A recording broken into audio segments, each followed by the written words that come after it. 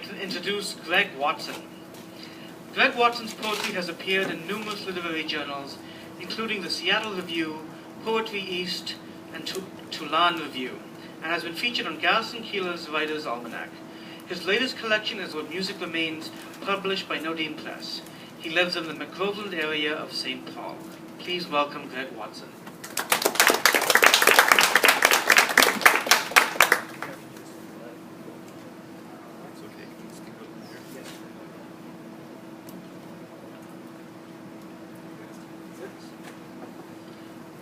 Thank you everyone for coming out and celebrating St. Paul. It is an honor to be part of the Almanac again this year. I chose a few poems that hopefully have a St. Paul kind of feel to them, and also as we're easing into autumn, an autumnal poem or two. And this first one is called Sounds Heard During an Afternoon Storm in September. The wind came first, drunk and belligerent, blowing out candles and the small stone Buddha from the window, the electricity from these rooms in one exaggerated breath. The shadows lengthen, gray and woolish, the sound of life changes. No television now. Our music becomes the music of leaves rustling, of rain slapping hard against window panes, and further down, something softer, more delicate, like a litter of cats lapping from the same milk bowl. I even hear the withered autumnal grasses, bent down and monkish, whispering their earthbound mantras, the call of a single bird, high and flinty, like something small being opened. Strong coffee settles in my belly, slender, elegant bones click as I write this. Even this sheet of paper, so pale and unassuming upon the desk, has found a way to make itself heard.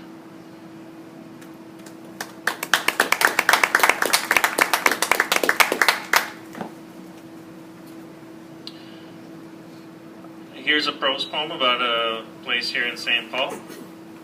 And this is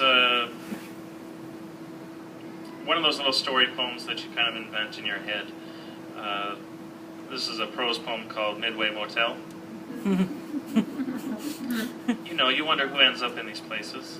So, you might find yourself here unexpectedly, with neither direction nor intent. Say you were just passing through, no fixed address, and the less you say about where you're from, the more at ease others seem to be. Say your wife found the letter you had intended for the eyes of another, or that other received the words intended for no one. Now you lie in the in-between, locked out of that other part of yourself. Down the hall you can hear coughing, muffled conversations from TV screens, the clacking of typewriter keys like tiny gunshots echoing. You lie in a bed worn down by others, the desire of others. Green-gray light from the freeway below framing the edges of windows and doors. Sipping lukewarm beer at 3 in the morning, you wonder where it all went and who or what it might be heading toward now.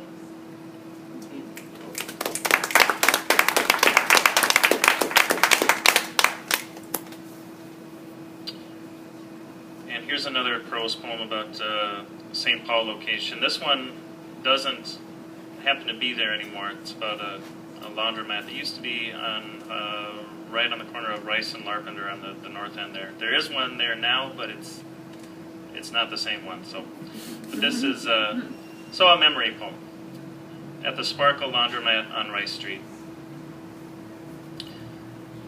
The teenagers are bored, having nowhere else to go, not wanting to go home to the drab familiarity of housing projects and apartment complexes.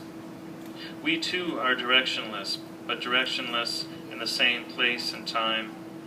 Between jobs, between loves, between ambitions, we are loitering without intent.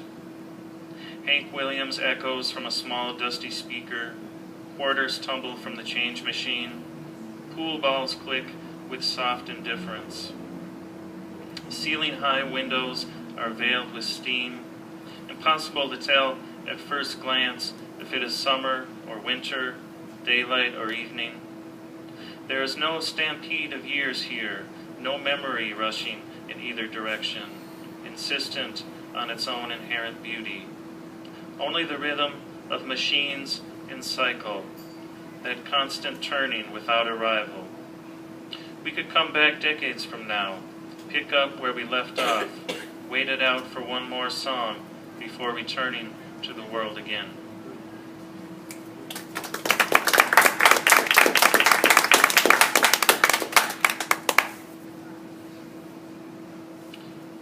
And this poem is called Tornado. This is one that's in this year's almanac.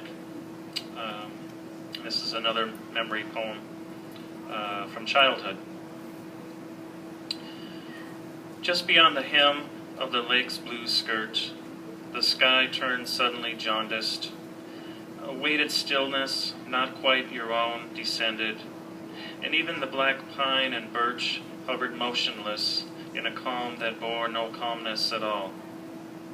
And for what must have been the briefest of moments, you gazed, a child of 7, transfixed on the sinewy black thread of the storm, its form swaying, tearing the fabric of the horizon, throwing bits of cloud and gravel dust, as dogs and kids scurried into the small white cabins, which suddenly looked as though they were made to be thrown all along, something stolen from the set of someone else's epic. Years later, you would not remember how it was you were pulled indoors, or whose arm it was that lifted you with the force of a blow, bringing you to safety, nor how the storm at once lifted, like the needle from a photograph, above the roofs of trees still trembling.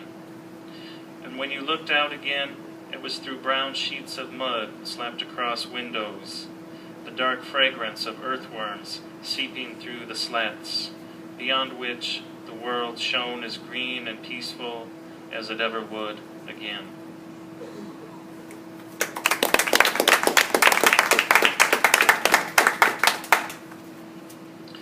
Someone commented on that they didn't think that earthworms actually had a smell.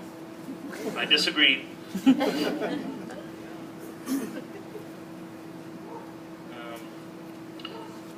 Here's another short prose poem for us who don't happen to live on either coast. It's called Landlocked. You would never know the ocean exists but for the affirmation of others, a postcard from a place where time is measured differently. You would never know the moon too is liquid, hydrologic, a drum fit to burst. You would accept the wind as temporary and dry, like cigar smoke blown through the nostrils. You would drive through desert after desert, writing love poems in a worn blue notebook, drinking whiskey as if it were the eternal substitute for water.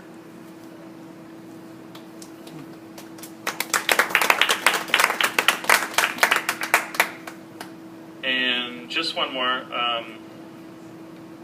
This is another autumnal piece that I thought would be nice to read tonight. It's called If I Were to Choose But One. If I were to choose but one moment for you to remember of that long ago autumn, I would remind you of how the moon shot above the narrow trees that night while driving home, blazing and sudden as another world, so large the sky could not contain it. How we pulled the car to the side of the road, laughing in wonder, because beauty so often is equally absurd. I would remind you only of this moment, of that childhood astonishment between two who refused to know better, and how it all disappeared as we rounded the next corner. Yet even you, my only witness through these dim corridors of years, might find it hard to remember, might find it hard to believe at all. Thank you.